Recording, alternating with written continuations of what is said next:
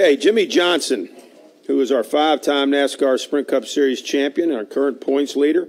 He's got 4 wins on the year. He drives the number 48 Lowe's Chevrolet for Hendrick Motorsports. Jimmie, you're coming to Watkins Glen. Did a little quick research. I believe this is one of the few tracks you haven't won. So, but that could change very quickly. Just talk about your progression as a road course driver. You know, the road course tracks, this one came a little easier to me than Sears Point. You know, we ran the nationwide cars here, which certainly helped. But I seemed to be up to speed right away when we got here with the nationwide program. And as in the Cup car, you know, I've been competitive. I think I've been a top 3, top 5 car. You know, if you run long enough in the top 3 or top 5, you'll have your chances to win. But I just haven't been that race-winning car, or maybe the car's been there. I just haven't been the race-winning driver yet here. Look forward to another opportunity this year.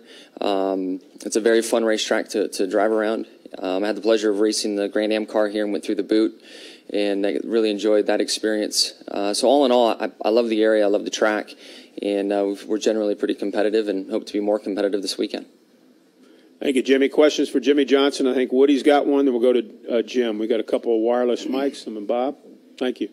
Woody Kane with Motor Racing Network. Jimmie, after last week, did it ever strike you as how, I guess, for lack of a better phrase, crazy it seemed that you lose a tire, hit the wall, have some issues on pit road, and gain ground in the points? I mean, that's just insane, it seems.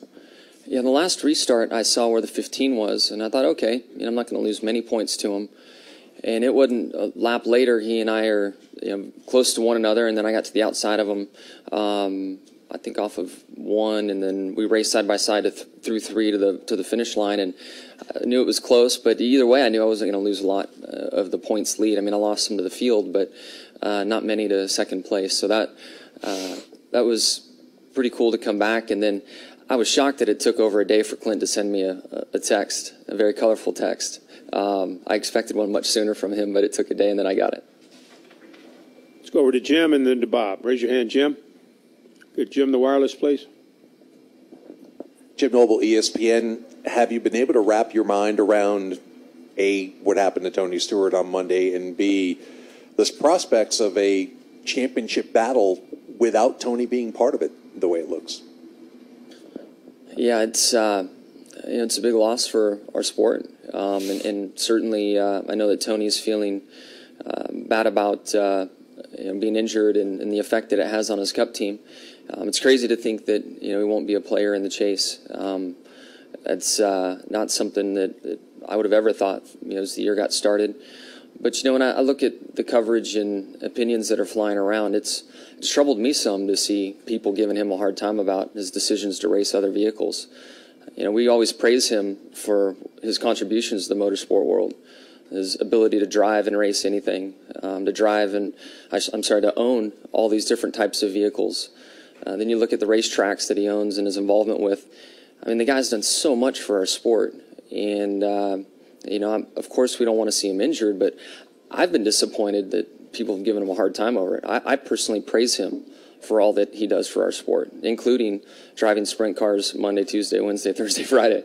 You know, it's unfortunate he got hurt, but at the end of the day, you know, the opinions that matter the most are Gene Haas's and his sponsors. And they all knew what was going on and what was the risks that come with racing a sprint car. And there are some. I mean, there's some in any form of auto racing.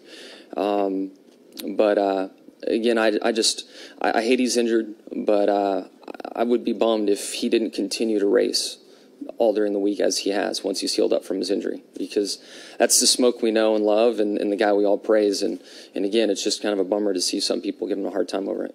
Let's go over here to Bob, and then we'll go to the gentleman to the left, and then to Claire. Go ahead, Bob. Bob Hocker, Sporting News. Have any sponsors or owners ever told you not to race in other series? And speaking of guys racing in other series, Joey Logano is driving a 48 car in the nationwide race tomorrow. Right on. Is that? I was curious what your thoughts on that. I didn't know. That's cool. I did know about that. You know, every driver has an approval process that he has to go to compete in any other form of racing. First, you go to your sponsor. Some cases, you need to go to your manufacturer to get approval. And then you always go to the sponsor to get their approval. So any and every driver has approval before they can climb into another vehicle. Our Cup program and our Cup contract supersedes anything else that's out there, and you need to have approval and everybody sign off before you enter another event. Let's go to the gentleman here to the left, and then we'll go to Claire B. Lang. A lot of other places, you've seen a drop in enthusiasm, attendance, but this place, they're projecting one of the largest crowds ever this weekend, and it really never dropped off that far. Why do you think this track, maybe or some others, just hasn't seen that kind of drop-off? I think there's great racing history here, and people really love coming out here and the event. You go back to the Formula One days, IndyCar, Grand Am, NASCAR's presence here. The fans here know and understand road course racing, and they appreciate it and love it. And I think that's really the reason why they're familiar with road course racing and enjoy watching our Cup cars go around here. Let's go to Claire, and then we'll go to this young lady right here. Claire B. Lang, Sirius XM NASCAR Radio.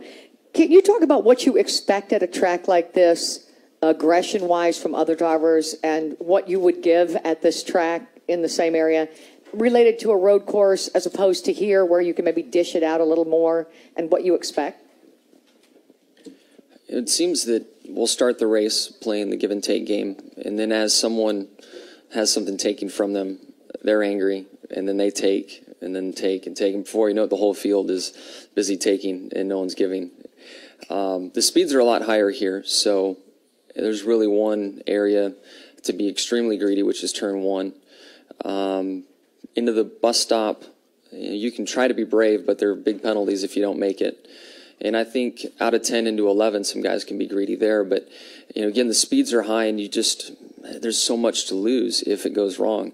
Whereas you go to Sonoma, and the top speed's much lower, and the majority of the braking zones are a lot slower.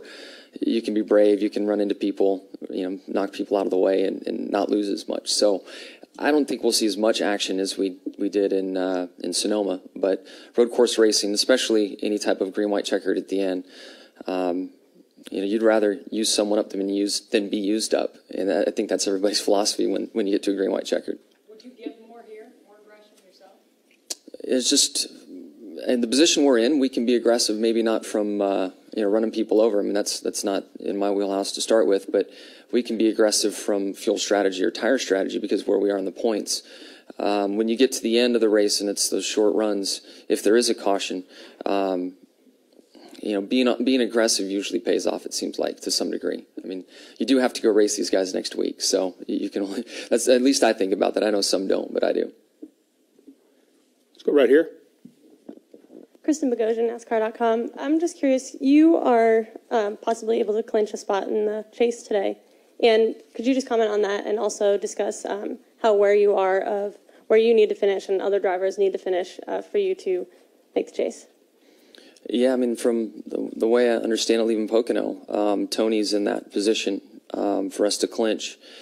Not the way I want to clinch by any means with him not being here at the racetrack. But in my mind, I felt like our 4 wins has had us locked in anyway. And I've had great comfort and ease feeling like I'm locked in. So if we do lock in mathematically, that's great, but certainly not under the circumstances that I'd want it to happen under. Go to Marty Smith. Raise your hand there, Marty. We'll get you the mic.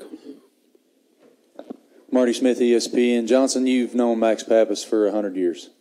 What do you expect out of him this weekend in that kind of equipment? And what is a successful weekend for him?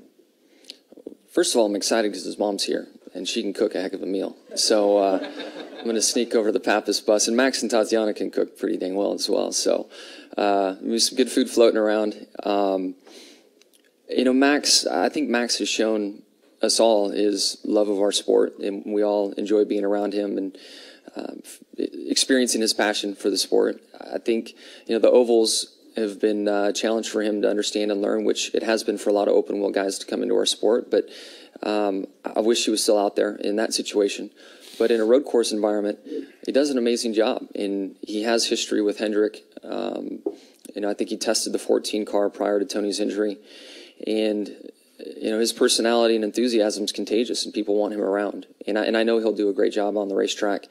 He's been in position to run well, if not win, in the Nationwide Series, and guys have just used him up late.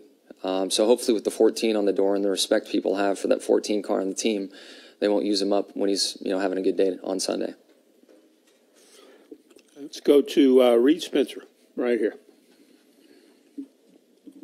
Go to Reed, young lady in the back, Dean, and we'll finish with Brian. Reed Spencer with NASCAR Wire Service. Jimmie, regardless of what people think about extracurricular racing, from a sponsor's point of view, do you think that what happened to Tony may cause a more restrictive climate in terms of what sponsors in general require from Cup drivers?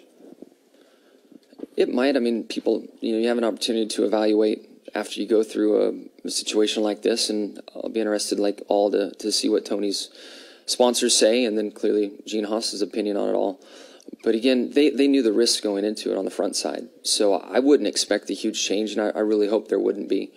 On my side, my sponsor, they've been very supportive of other sports series that I've wanted to race, and it's really been my decision to not race other events. Just not want family time and to be around and to experience that stuff and not be racing all the time. But we'll have to see as time goes.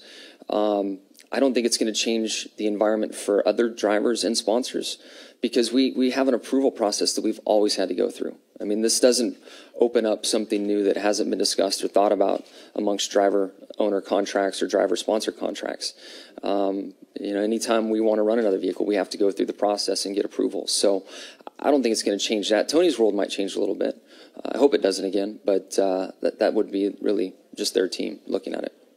Got time for three more. Lady in the back, Dean, and finish with Brian. Go ahead, young lady.